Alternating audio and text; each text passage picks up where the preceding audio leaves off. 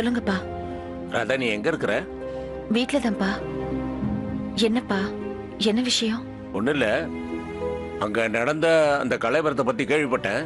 ஒரு ஆறுதலுக்கு மாப்பிள்ளைக்கு போன் பண்ணேன். அவர் சொன்னதை கேட்டா மனசு கொஞ்சம் சங்கடமாயிருச்சு, அதான் போன் பண்ணேன். என்னவா?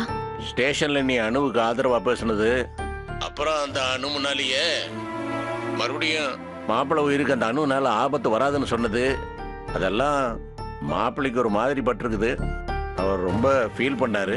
அவர் சொன்னதை கேட்டா மாப்பிள்ளை சொன்னது சரின்னு தான் எனக்கு படுது. அப்பா, நான் அணுவை பத்தி தானேப்பா சொன்னேன், இவரை பத்தி சொல்லலையே.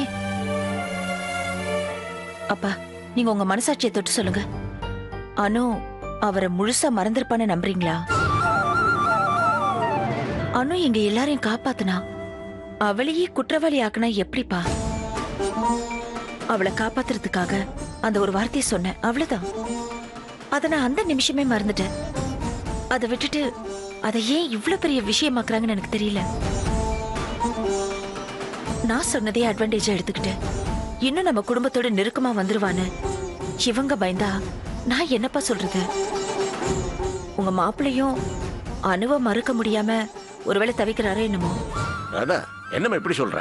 பின்ன என்னப்பா, உங்க மாப்பிள்ளை ஆர்ப்பாட்டம் பண்றத பார்த்தா நம்ம அணுவ மறந்துட்டோம், நம்ம திருந்திட்டோம்னு சொல்லிட்டு இருக்கோம். எங்க அணு வந்து கூப்பிட்டா அவ பின்னாடி போயிடுவோமோன்னு பயந்து அவ மேல கேச போட்டு உள்ள தள்ளிடலான்னு நினைக்கிறாரோன்னு எனக்கு தோணுதுப்பா. என்னம்மா இது? நான் ஏதோ பேச வந்தா நீ என்னம்மா மாதிரி பேசிட்டு இருக்கிற? மாப்பிள்ளை அந்த மாதிரிலாம் இல்லம்மா. மாப்பிள்ளை இனிமே அவ பக்கமே திரும்ப மாட்டார். ஜன்மத்துக்கு அவளை பத்தி நினைக்கவே மாட்டார். அவர் பேசினதுக்கு காரணம் அவன் மேல இருக்கிற கோபம் தான், வேற ஒண்ணும் இல்ல. கோவத்தை காட்ட வேண்டிய நேரம் இது இல்லப்பா. அநியாயமா ஒருத்தர் மேல பழி போடும்போது நான் எப்படிப்பா அதை வேடிக்கை பார்த்துட்டு சும்மா இருக்க முடியும்? இதுக்கு தான்ப்பா நான் ஸ்வேதாவோட நம்ம வீட்லயே இருக்கிறேன்னு சொன்னேன். அந்த முருகனும் ராசாத்தியம் பண்ண வேலையில இங்க வந்து இந்த மாதிரி சங்கடத்தை எல்லாம் சந்திக்க வேண்டியிருக்கு. நான் பாட்டுக்கு அங்க இருந்திருப்பேன், இவர் பாட்டுக்கு இங்க இருந்திருப்பாரு. என்னம்மா அவசரப்பட்டு என்னெல்லாம பேசிட்டு இருக்கிற? நீ இப்படி அவரோட சந்தோஷமா சேர்ந்திருக்கணும் தானே நான் தினந்தன சாமியை கும்பிட்டு இருக்கிறேன். நீ இப்ப பேசுறத பார்த்தா எனக்கு என்னமோ பயமா இருக்குது ராதா. நீ சொன்ன மாதிரி மாப்பிள்ளை அப்படி பேசியிருந்தா அது நல்லது தானம்மா. நீதான் அவரோட பயத்தை புரிஞ்சுக்கிட்டு ஆறுதல் தைரியம் எல்லாம் சொல்லணும். மறுபடியும் உங்க வாழ்க்கையில குறுக்கிடாம அவளை வராம தடுக்கிறது உன்னோட கடமைமா. ராதா, நீ இப்ப என்கிட்ட பேசுற மாதிரி மாப்பிள்ளை கிட்ட பேசி வைக்காத. ராதா, இத பாரு, எல்லாம் நல்லபடியா நடக்குதுன்னு நம்ம நம்புறப்ப இந்த மாதிரிதான் விதி வந்து விளையாடும். இதுக்கு பொறுமையா இருக்கிறது மட்டும்தான் தீர்வு. நீ பொறுமையா இருக்கணும், புரியுதா? சரிங்கப்பா. பேத்தி எப்படி இருக்கிறா? நல்லா இருக்கப்பா. நீ ஒரு நாள் மாப்பிள்ளை, ஸ்வேதா குட்டி எல்லாரும் நம்ம வீட்டு வந்து சாப்பிடணும், சரியா? பாக்கலாம். பாக்கலாம் என்னம்மா, வரேன்னு சொல்லுமா. வரோம்பா. வச்சுட்டுமா? சரிங்கப்பா. குழம்பாம இரு.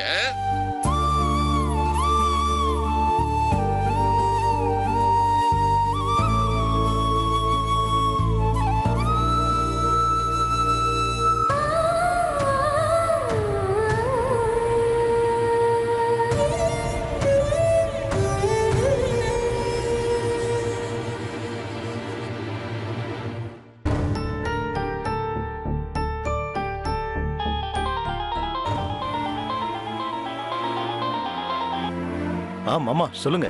மாப்ள, நான் மதுரையில இருந்து தான் பேசுறேன். அப்புறம் அங்க நிலவரம்லாம் எப்படி இருக்கு? அணு மேல கம்ப்ளைண்ட் கொடுத்துட்டீங்களா? கொடுத்தும் பிரயோஜனம் இல்லை மாமா. திடீர்னு நக்கல கோட்டை ஜமீன், அதான் ரகுவோட மாமனார் ஸ்டேஷனுக்கு வந்து எல்லாம் கிளியனூர் ஜமீனோட வேலை, அணு உண்மையிலேயே எல்லாரையும் காப்பாத்திருக்கான்னு சொல்லி அவளை காப்பாத்தி விட்டுட்டாங்க. அப்படியா? ஆமா மாமா. ராதாவும் அணு விஷம் வச்சு என் உயிர் கூட விளையாட மாட்டான்னு சொல்லி அணுவுக்கு ஆதரவா பேச போலீஸ் அவளை ரிலீஸ் பண்ணிட்டாங்க. அட கடவுளே, ஜமீனூர் ராதாவும் ஏன் இப்படி நடந்துக்கிறாங்க? நியாயம் தர்மம்னு பேசுறாங்க. நம்மளை காப்பாத்தினவளையே எப்படி குற்றவாளி ஆக்குறதுன்னு சொல்றாங்க. அவ குற்றவாளி இல்லைன்னு உங்களுக்கு எப்படி மாப்பிள தெரியும்? விஷ வச்ச விஷயம் அவளுக்கு மட்டும் எப்படி தெரிஞ்சது? அது சொன்னா யார் நம்புறாங்க மாமா? அணுவை பழி தீக்கிறதுக்கு எனக்கு கிடைச்ச வாய்ப்பு என் கை மீறி போயிடுச்சு மாமா. ராதா அப்படி சொன்னதுனால கடைசியில எனக்கும் ராதாவுக்குமே பெரிய வாக்குவாதம் ஆயிடுச்சு. அடக்கடவுளே, அப்புறம் என்ன வீடே ஒரு புகைச்சலா தான் இருக்கு. வேணாம் மாப்ள. எனக்கு என்னமோ அணு அவ ஆட்டத்தை ஆரம்பிச்சிட்டான்னு தான் தோணுது. நீங்க அவ சதிக்கு இடம் கொடுத்துடக்கூடாது. ஜாக்கிரதையா இருங்க மாப்ள. முதல்ல ராதாமாவை சமாதானப்படுத்துங்க. சரி மாமா. மாப்ள, திரும்ப திரும்ப சொல்றேன், மறுபடியும் கிடைச்ச வாழ்க்கையை தவற விட்டுறாதீங்க. உங்க பொண்ணை ஒரு நிமிஷம் நினைச்சு பாருங்க. எல்லாத்தையும் நான் உணர்ந்துதான் மாமா இருக்கேன். அந்த அணுவை சாகடிக்க தானே நான் துடியா துடிச்சிட்டு இருக்கேன். அவ சதிகாரி. அவகிட்ட மோதி நம்மளால ஜெயிக்க முடியாது. அந்த அணுவை சதியால தான் அழிக்கணும். அவ விஷயத்துல ரொம்ப ஜாக்கிரதையா இருங்க. சரிங்க.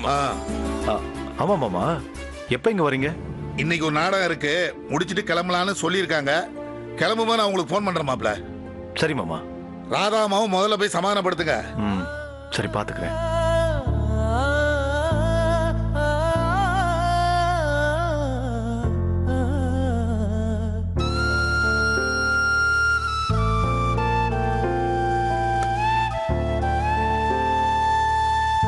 வலிமா,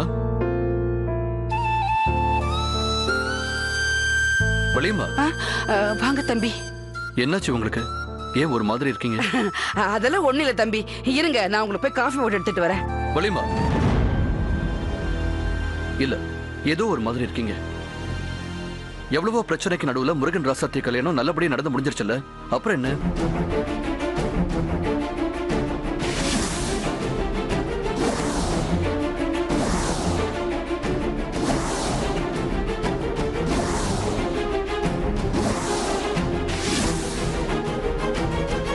ஓ, அப்படின்னா வீட்டுல தான் ஏதோ பிரச்சனை. என்கிட்ட மறைக்கிறீங்க. என்கிட்ட சொல்ல விருப்பம் இல்லைன்னா நீங்க சொல்ல வேண்டாம். நான் உங்களை கட்டாயப்படுத்த மாட்டேன். ஐயோ தம்பி, என் பொண்ணு கல்யாணத்தை நடத்தி வச்சதே நீங்க தானே. உங்கள்கிட்ட சொல்லக்கூடாதுன்னு நினைப்பேனா? ஆனா நான் உங்கள்கிட்ட சொல்ற விஷயம் முருகன் தம்பிக்கு தெரிய வேண்டாம். முதல்ல விஷயம் என்னன்னு சொல்லுங்க. முதல்ல கல்யாணம் தள்ளி போயிட்டு இருந்துச்சேங்கிற கவலை. கல்யாணம் முடிஞ்ச கையோட புருஷன் பொண்டாட்டி 2 பேரும் சண்டை போட்டுட்டு இருக்காங்க தம்பி. எதுக்காக சண்டை போட்டுக்கிறாங்க? முருகனோட மாமா 2 பேரையும் குலதெய்வம் கோயிலுக்கு சாமி கும்பிட போகணும், கிராமத்துக்கு போகலான்னு சொன்னாரு. ஆனா முருக விஷம் கலந்தவ அந்த ஜெய் நாகராஜுக்கு வேண்டப்பட்டவளா இருக்கும். அவளை நான் தேடி கண்டுபிடிச்சு போலீஸ் கிட்ட ஒப்படைச்சதுக்கு அப்புறம் தான் ஊருக்கு வருவேன் ஒரே தகராறு. விஷம் கலந்தவளை பிடிக்க வேண்டியது போலீஸோட வேலை. நீ அவளை தேடி போய் உனக்கு எதாவது ஆயிடுச்சுன்னா என்ன பண்றதுன்னு என் பொண்ணு பயப்படுறா. ஆனா முருக அவ பேச்ச ஒரு பொருட்டாவே மதிக்கிறது இல்ல. அவளை தேடி கண்டுபிடிக்காம நான் எங்கேயுமே வரமாட்டேன்னு ஒரே தகராறு பண்ணிட்டு இருக்காரு. 2 பேருக்கும் எப்ப பாருங்க ஒரே சண்டை.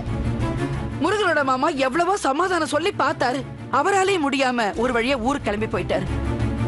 முருக எப்ப அவளை தேடி கண்டுபிடிக்கிறது, எப்ப குலதெய்வம் கோயிலுக்கு போய் சாமி கும்பிடுறது, எப்ப அவங்களுக்கு சாந்தி முகூர்த்தம் நடக்கிறது, எனக்கு ஒண்ணுமே புரியல தம்பி.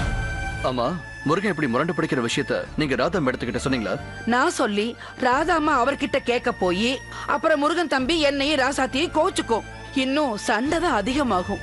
அத மெல்லவும் முடியாம முழுங்கவும் முடியாம தவிச்சுக்கிட்டு இருக்கு.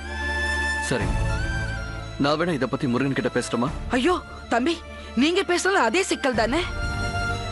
விடுங்க தம்பி, 2 பேரும் முட்டி மோதி ஒரு முடிவுக்கு வரட்டும். சரி, நான் போய் உங்களுக்கு காஃபி கொண்டு வரேன்.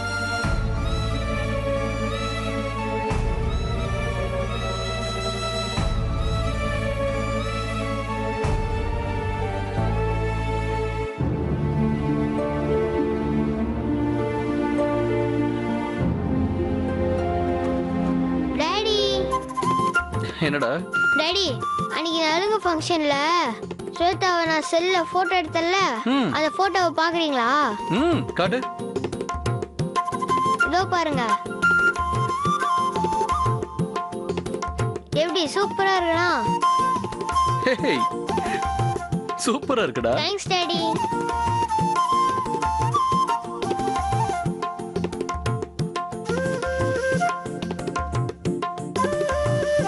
ஊஞ்சல் எல்லாம் வச்சு ஸ்வேதாவை போட்டோ எடுத்திருக்க?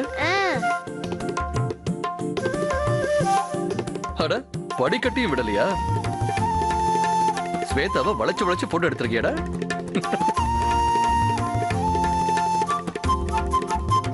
எங்களெல்லாம் ஒரு போட்டோ கூட எடுக்கல. ஸ்வேதா மட்டும்தான் உன் கண்ணுக்கு தெரிஞ்சிருக்கா இல்ல? எங்களெல்லாம் ஒரு போட்டோ கூட எடுக்கல. ஸ்வேதா மட்டும்தான் உன் கண்ணுக்கு தெரிஞ்சிருக்கா இல்ல?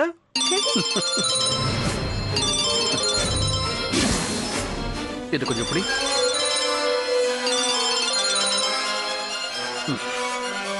ஹலோ, சொல்லுங்க சார்.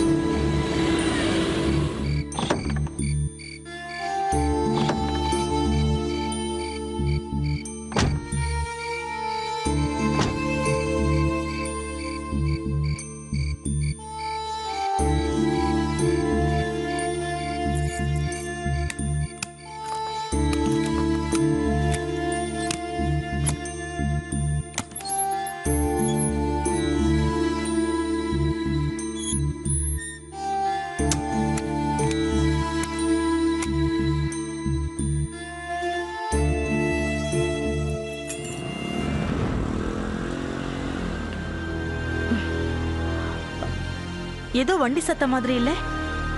எனக்கு ஒண்ணும் கேட்கலையே. இதோ இப்ப கேக்குது பாரு.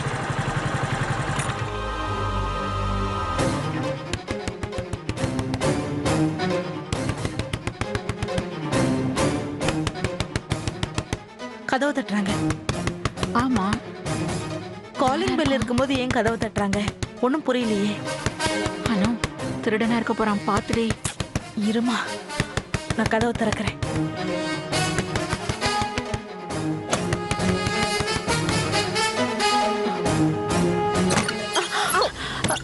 அட சீ, நீயா?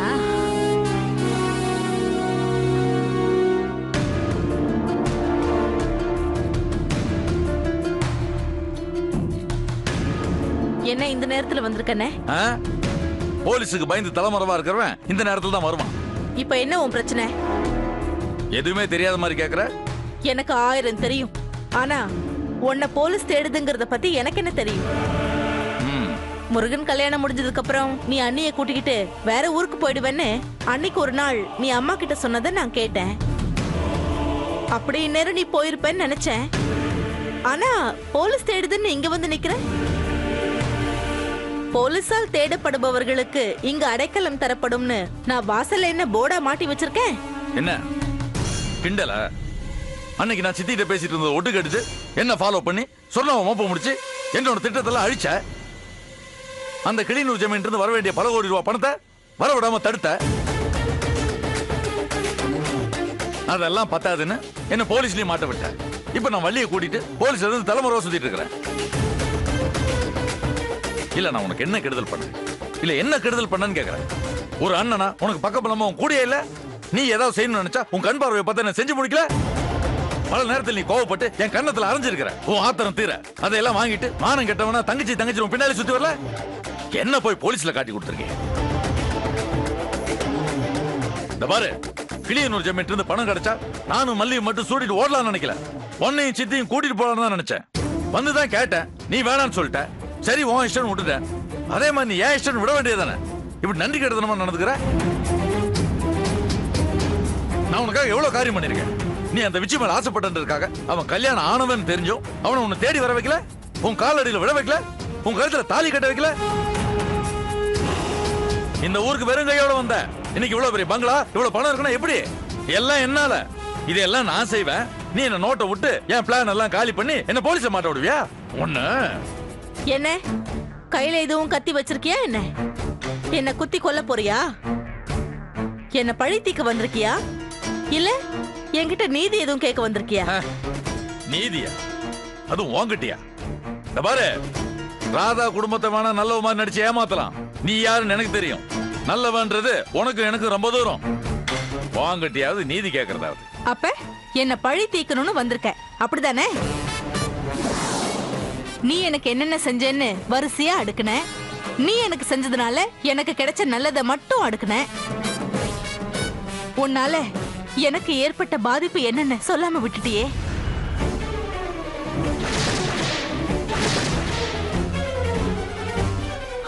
இவ்ளோ பேசுற நீ அதையும் சொல்லிருக்கணும்ல. நான் உயிருக்கு உயிரா காதலிச்சு கல்யாணம் பண்ணிக்கிட்ட என்னோட விச்சு என்ன விட்டு போக காரணம் நீ. நான் ஜமீனோட நேரடி வாரிசு இல்லைன்னு விச்சுவுக்கு தெரிய வந்ததுக்கு காரணம் நீ. என் விச்சு வேலையை இழந்து ஜெயிலுக்கு போக காரணமா இருந்ததும் நீதானே. அந்த பாடாவதி தங்கராஜையும் செந்திலையும் விச்சுவுக்கு அறிமுகப்படுத்தி லட்ச லட்சமா பணம் சம்பாதிச்சது நீயா இல்ல நாங்களா? விச்சுவோட பேங்க் பணத்தை யூஸ் பண்ணி மீட்டர் வட்டிக்கு கொடுத்து சம்பாதிச்ச பணத்துக்கு உண்மையான கணக்க நீ காமிச்சியா? உன் மனசாட்சியை தொட்டு சொல்லு.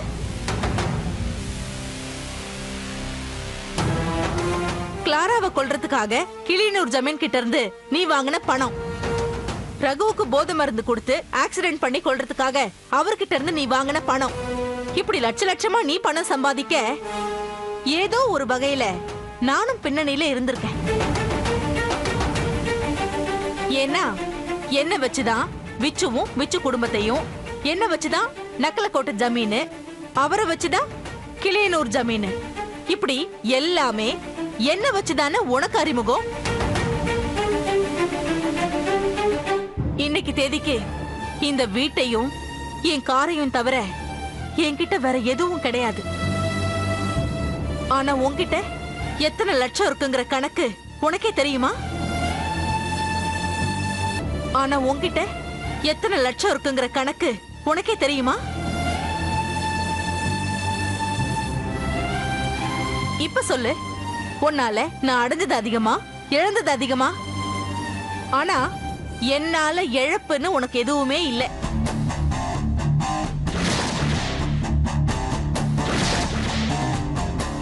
பஞ்சனாக ஆசைப்படுவான் விஷம் கொடுத்து ஒரு குடும்பத்தையே அழிக்கணும்னு.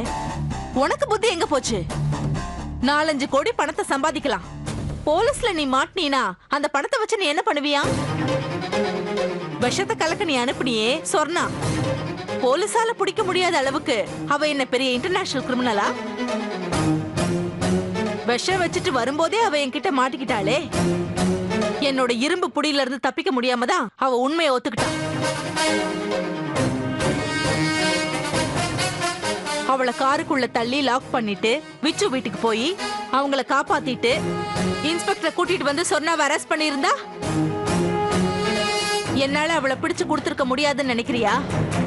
சரி, அவ என்கிட்ட இருந்து தப்பிச்சு ஓடிட்டதாவே வச்சுக்கலாம். விஷத்தை நானே ஆள் அனுப்பி கலந்து நானே காப்பாத்தினதா நாடகம் ஆடினேன்னு விச்சு என் மேலேயே கம்ப்ளைண்ட் தந்து என்ன அரெஸ்ட் பண்ண வச்சாரே. அப்ப கூட நான் உன்னை காட்டி கொடுக்க எவ்வளவு நேரம் ஆயிருக்கும்? நீ சொல்லாம தான் போலீஸ் என்ன பிடிக்க வந்தாங்களா? எப்ப வந்தாங்க? என்ன அரெஸ்ட் பண்ணதுக்கு மறுநாள் வந்தாங்க. என்கிட்ட இருந்து ஆதாரத்தை வர வைக்க முடியலன்னு என் அண்ணனா இந்த விஷயத்துல உனக்கு தொடர்பு இருக்குமோன்னு சந்தேகத்துல வந்தாங்க. சோ நான் உன்னை காட்டி கொடுக்கல. ஆனா நீ என்ன பண்ண? எங்க போலீஸ் உன்னை பிடிச்சிருமோன்னு பயந்து என்ன அரெஸ்ட் பண்ணிட்டாங்கன்னு தெரிஞ்சும் எல்லாத்துக்கும் நான் தான் காரணம்னு சொல்லி நீயே சரண்டர் ஆகி என்ன காப்பாத்தணும்னு நினைக்காம ஓடி ஒளிஞ்சிட்ட. ஏன்னா உன் காரியத்தை நான் கெடுத்து விட்டுட்டேங்கிற ஆத்திரம், உன்னை காட்டி கொடுத்துட்டேங்கிற சந்தேகம். என்ன பெத்த அம்மாவும் சரி, என் கூடவே இருக்கிற அண்ணனும் சரி, என்ன அந்த அளவுக்கு தான் புரிஞ்சு வச்சிருக்கீங்க.